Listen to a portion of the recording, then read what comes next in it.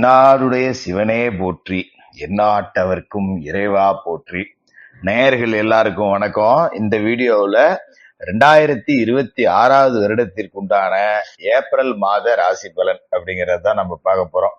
அதாவது விசுவாவசு வருடம் பங்குனி மாசம் 18ஆம் தேதி புதன்கிழமை முருகப்பெருமானுக்கு உகந்த தினமான பங்குனி உத்தர நன்னாள்ல இந்த ஏப்ரல் மாசம் அப்படிங்கிறது பிறகுது. அப்படிப்பட்ட இந்த ஏப்ரல் மாசத்தோட கிரக நிலைகள் அப்படின்னு பாத்தீங்கன்னா, கிரகங்களோட ராஜா சூரியன் குரு பகவானோட வீடான மீனராசியில இருக்கார். 14ஆம் தேதி மேசராசிக்கு போய் சூரிய பகவான் உச்சமடைய போறார். அது மாதிரி செவ்வாய் மீனராசியில சூரியனோட சேர்ந்திருக்கார். புதன் கும்பராசியில ராகுவோட சேர்ந்திருக்கார். 6ஆம் தேதி மீனராசிக்கும் 23ஆம் தேதி மேசராசிக்கும் போறாரு. சுக்கிரன் மேசராசியில இருக்கார். 20ஆம் தேதி ரிஷபராசிக்கு போக போறார். குரு பகவான் மிதுன ராசியில வக்கர நிவர்த்தி அடைஞ்சு இப்பதான் பலமா உட்கார்ந்துருக்கார். சனி பகவான் மீன ராசியில இருக்கார். ராகு கும்பராசிலையும் கேது சிம்ம ராசிலையும் இருக்காங்க. இதுதான் இந்த மாசத்திற்கு உண்டான கிரக நிலைகள், ராசி மாற்றங்கள். இந்த ராசி அமைப்புகள், கிரகங்களோட சேர்க்கை, கிரகங்களோட மாற்றம், கிரகங்களோட கூட்டணி, கிரகங்களோட பரிவர்த்தனை, ஆட்சி, உச்சம், இது எல்லாம் சேர்ந்து இந்த மாசத்துல உங்களுக்கு என்ன கிடைக்க போகுது, நம்ம ராசிக்கு இந்த மாசத்துலயாவது ஏதாவது நல்லது நடக்குமா, ஏதாவது கடன் அடைக்கலாமா, ஏதாவது வீடு கட்டலாமா, வேலை கிடைக்குமா, கல்யாணம் பண்ணலாமா, இப்படி பலவிதமான எதிர்பார்ப்புகளோட இருக்கக்கூடிய உங்களுக்கு துல்லியமா கணிச்சு சொல்றேன். வீடியோக்குள்ள போலாம். மேசராசி நேயர்களே, உங்களுக்கு இந்த 2026 ஏப்ரல் எப்படி இருக்கு அப்படின்னு பார்த்தோம்னா, எல்லாரும் மேசராசிக்கு அப்படி இருக்கு இப்படி இருக்கு, பணம் வந்து கொட்ட போகுது, வாசலை வந்து துறக்க போகுது, இப்பெல்லாம் சொல்லிட்டு இருப்பாங்க. அதெல்லாம் பெருசா நாம காயில போட்டுக்க வேண்டியதில்லை. ஏன்னா இப்ப 7.5 சனி அப்படிங்கிறது நடக்குது. அப்படிங்கிறப்ப பெருசா மேசராசி மீண்டு வர்றதுக்கு அப்படிங்கறதெல்லாம் ஒரு 5 வருஷ காலம் அப்படிங்கிறது ஆகும். அதுல எந்த விதமான மாற்று கருத்தும் இல்லை. அப்பப்ப ஏதாவது சின்ன சின்ன நன்மைகள் மாத கிரகங்கள் மூலமா, மற்ற சுப கிரகங்கள் மூலமா, ராசிநாதன் மூலமா, இப்படி ஏதோ ஒண்ணு அங்கங்க ஏதோ 10 அடி கீழே விழுந்தாலும் ஒரு 4 அடி ஏந்திரிச்சண்டா அப்படிங்கிற மாதிரி ஏதாவது நல்லது நடக்கக்கூடிய அமைப்பு அப்படிங்கிறதும் இருக்கும். மற்றபடி மேசராசிக்காரர்கள் பெருசா எதிர்பார்ப்பு அப்படிங்கிறத குறைச்சிக்கிறது நல்லது அப்படிங்கிறத நம்ம முன்கூட்டியே சொல்லிக்குவோம். ஏன்னா இல்ல உனக்கு அப்படியே பணம் கூரையை பிச்சுட்டு கொட்ட போகுது, அதிர்ஷ்டம் அடிக்க போகுது அப்படின்னு சும்மா ஆசை காட்டி மோசம் பண்ணக்கூடாது. ஒருத்தனை கூப்பிட்டு இங்க வாடா சாப்பாடு போடுறேன் அப்படின்னு சொல்லிட்டு பட்னி கடடா அப்படின்னு சொல்றதை விட கொடுமை ஒண்ணும் கிடையாது. அப்ப சொல்லாம விட்டாலே அவன் மட்டும் செவனேன்னு இருப்பான் அப்படிங்கிற மாதிரிதான் நம்மளோட ஜோசியம். சரி, இப்ப இந்த மாசத்துல உங்களுக்கு என்ன கிடைக்கும் அப்படின்னு பாத்தீங்கன்னா, மாச தொடக்கத்திலேயே ராசிநாதன் செவ்வாய் விரயஸ்தானத்துல சனியோட சேர்ந்திருக்கார். ஏற்கனவே விரய சனி நடக்குது, இப்ப செவ்வாயும் அங்க சேர்ந்திருக்கார். 2 பேரும் பகை கிரகம். ஒருத்தருக்கு ஒருத்தர் சேர்ந்தார் அப்படிங்கிறது நல்லது இல்லை. இருந்தாலும் பாத்தீங்கன்னா எந்த வீட்டுல இருக்காங்க அப்படின்னு பாத்தீங்கன்னா குருவோட வீட்டுலதான் இருக்காங்க. அப்படிங்கிறதால குரு வீட்டுல இருக்கிற இந்த பகை கிரக சேர்க்கை பெருசா பாதிப்பு எதையும் கொடுக்காது. இருந்தாலும் கொஞ்சம் தன்னம்பிக்கையோட முயற்சி செய்யணும். நிறைய தடைகள் தான் வரணும். அதாவது ஏதாவது ஒரு விஷயத்த எடுத்தோம்னா மத்தவெல்லாம் எடுத்தேங்க முடிச்சேன் அப்படின்ட்டு போயிட்டு இருப்பான். நமக்கு நான் மட்டும் 10 பேர் குறுக்கட்ட வருவோம். அடையாண்டா என்கிட்ட சரசம் பண்றதுக்குன்னே வருவீங்களாடா அப்படிங்கிற மாதிரிதான் இருக்கும். அதனால எந்த ஒரு விஷயத்திலயுமே நாம முடிஞ்சிருச்சு அப்படின்னு பாதியோட விட்டுறக்கூடாது. முடிஞ்சிருச்சுன்னு அசட்டையா இருக்கக்கூடாது. முடிகிற வரைக்கும் தொடர்ந்து தன்னம்பிக்கையோட அந்த வேலையை செஞ்சுக்கிட்டே இருக்கணும். அது மாதிரி பொது வாழ்க்கையில இருக்கிறவங்களுக்கு நிறைய புது திருப்பங்கள் இருக்கும். வியாபாரம் தொழில் செய்யறவங்களுக்கு ஏற்றமும் இருக்கும், இறக்கமும் இருக்கும்.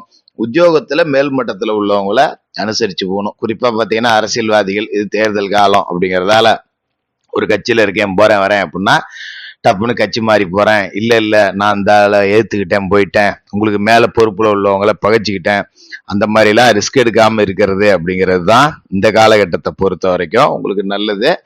வார்த்தையில ரொம்ப கவனமா இருக்கணும். யாரையாவது நம்பி எதையாவது ஒண்ணு விளையாட்டா பேச போக அது வேற விதமான பிரச்சனைகளை கொண்டாந்து விட்டுரும். அதனால கூடுமான வரைக்கும் யாரையும் நம்பாதீங்க. மாச தொடக்கத்துல உங்களோட சொந்த ராசியிலேயே தனஸ்தானாதிபதியான சுக்கிர பகவான் இருக்காரு. அப்ப உங்களுக்கு காசு பணத்துக்கு இந்த மாசத்துல பஞ்சம் இல்லை. இது மாதிரி வீட்டுக்காரமா இருக்காங்க அப்படின்னா அவங்களுக்கு படிச்சு முடிச்சிருந்தா அவங்களுக்கு உண்டான வேலை கிடைக்கும். ஏன்னா ராசிக்கு 7வது வீட்டுக்கும் அவரு தானே அதிபதி. அப்படிப்பட்ட அவரு ராசிக்குள்ள இருக்காரு. அப்படிங்கிறப்ப மனைவிக்கு வேலை கிடைக்கக்கூடிய அமைப்பு அப்படிங்கிறது இருக்கு. வீட்டுக்கு தேவையான பொருள் வாங்கி போடலாம். கலைத்துறையை சேர்ந்தவங்களுக்கு நிறைய வாய்ப்புகள் கிடைக்கும். சில காரியங்கள் அப்படிங்கிறத பெண்களை முன்னிறுத்தி, அது தாயோ சகோதரியோ தங்கையோ மனைவியோ யாரையோ பெண்களை முன்னிறுத்தி நடத்தினீங்க அப்படின்னா வெற்றி பெறக்கூடிய வாய்ப்பு அப்படிங்கிறது இருக்கு. ஒரு கடை வச்சிருக்கேன், ஒன்னும் வியாபாரம் சரியில்லை அப்படின்னா ஒரு கால நேரத்துல குளிச்சு முழுகிட்டு வீட்டுல இருக்கிற பெண்களை கூட்டு போய் கடையை திறந்து அவங்க கையால போனிய பண்ணுங்க, அவங்கள கல்லாப்பட்டியில உட்கார வைங்க, இப்படி வியாபாரத்தை ஆரம்பிச்சிங்க அப்படின்னா உண்மையிலேயே அற்புதமான ஒரு யோகம் அப்படிங்கிறது இருக்கும். அதை பத்தி நீங்க கவலைப்பட வேண்டியதில்லை. அது மாதிரி மீனராசியில விரைய வீட்டுல புதன் இருக்கார் ஒரு 6 நாளைக்கு. அதன் பிறகு பாத்தீங்கன்னா நல்லாதான் இருக்கும். இப்ப மாச தொடக்கத்துல அவர் எங்க இருக்காரு அப்படின்னா கும்பத்துல இருக்கார். 6ஆம் தேதி மீனத்துக்கு வருவார். 12வது வீட்டுல புதன் வருவார். அப்ப மறைந்த புதனால் நிறைந்த தனலாபம். அப்ப 6க்கு அதிபதி 12க்கு வராருங்கிறப்ப கெட்டவன் கெட்டிடில் கிட்டிடு ராஜயோகம். இதுல நீசம் அடைகிறார் அப்படிங்கறதால நல்ல காரியங்கள் உத்தியோகத்துல இது வரைக்கும் நீங்க அடைய முடியாத இலக்குகள், இப்படி பலவிதமான நன்மைகள் அப்படிங்கிறது எல்லாமே உங்களுக்கு கிடைக்கும். நீங்க கவலைப்பட தேவையில்லை. அது மாதிரி லாப வீட்டுல ராகு இருக்கார். உங்களுக்கு இனம் புரியாத வருமானம் அப்படிங்கிறது வரும். கீழே கிடந்து பணம் எடுக்கிறது, இல்லை ஏதாவது லாட்ரி கீட்ரியில உழுவுறது, இல்லை யாராவது வாரிசு இல்லாத சொத்து உங்களை தேடி வரக்கூடிய அமைப்பு, இல்லை ஒரு பொது காரியத்தை எடுத்து செஞ்சு அதன் மூலியமா 10 ரூபா சம்பாதிக்கக்கூடிய அமைப்பு, இப்படி சில வருமானங்கள், மறைமுக வருமானங்கள் அப்படிங்கிறதெல்லாம் உங்களுக்கு கிடைக்கும். அது மாரி இது வரைக்கும் ராசிக்கு 3வது வீட்டுல வக்ரகதி அடைஞ்சிருந்த குரு இப்ப வக்ர நிவர்த்தி ஆயிட்டாரு. அது உங்களுக்கு ஒரு நல்ல அமைப்பு அப்படிங்கிறது தான்.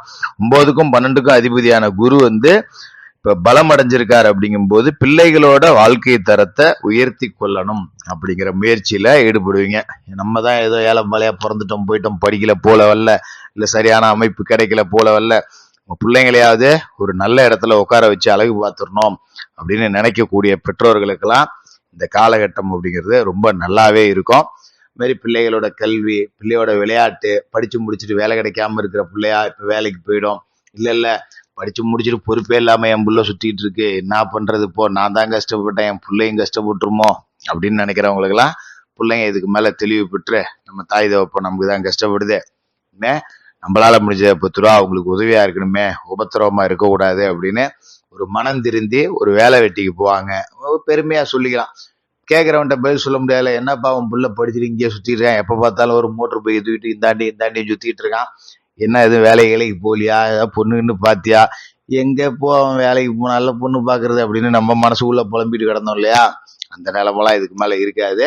பையன் நல்லபடியா வேலைக்கு போட்டான், பொண்ணு கொடுக்கறதுக்கு 4 பேர் தேடிக்கிட்டே வருவாங்க. அப்படிங்கிறப்ப பிள்ளைகளோட வாழ்க்கை நல்லா இருக்கு அப்படிங்கறது நமக்கு நல்லா இருக்கிற மாதிரிதான். அது மாதிரி விரய சனி இருக்கு அப்படிங்கறதால காலம் முழுக்க இந்த ஒரு 2.5 வருஷ காலகட்டத்துக்கு நம்ம சுப விரய செலவுகள் செய்யலாம். 7.5 சனி அப்படிங்கிறது கெடுக்கும்னு சொல்லுவாங்க. அப்படிலாம் கிடையாது, கொடுக்கறதும் 7.5 சனி தான் கொடுக்கும்.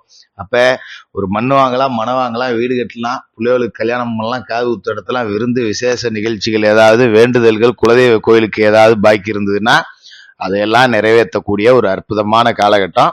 அதனால கூடுமான வரைக்கும் சுப விரய செலவுகள் பண்றவங்க பண்ணிக்கலாம். குலதெய்வ கோவில்ல மாசத்துக்கு ஒரு தடையாவது வணங்கணும். குலதெய்வம் தெரியாதவங்க இஷ்ட தெய்வம் எல்லை தெய்வத்தை வணங்கலாம். சனிக்கிழமையில சனி பகவானுக்கு எள்ளு விளக்கு போட்டு மாற்றுத்திறனாளிகளுக்கு உங்களால முடிஞ்ச உதவிகள் செய்யுங்க. இந்த ஏப்ரல் மாசம் ஓரளவுக்கு நல்ல மாசமா இருக்கும். மேசராசிக்காரர்களுக்கு வாழ்த்துக்கள்.